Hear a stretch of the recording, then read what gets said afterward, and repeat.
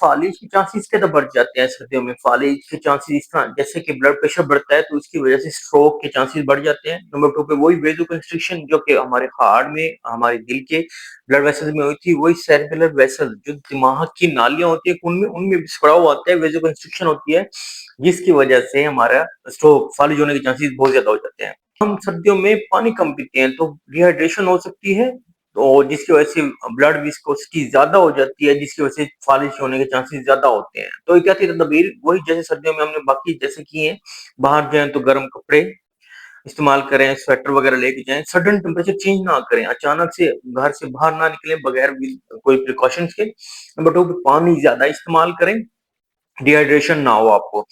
और number number 3 पे क्या है, आप लाइट से एक्सरसाइज करें, बहुत ज्यादा ना करें, और जो कोमॉर्बिड है उनको ट्रीट करें, जैसे कोलेस्ट्रॉल ज्यादा हुआ है, ब्लड प्रेशर ज्यादा है, डायबिटीज ज्यादा है, तो इनको कंट्रोल करें। तो इन चीजों को कंट्रोल से चांसेस ऑफ स्ट्रोक, फालिज कम हो सकते हैं।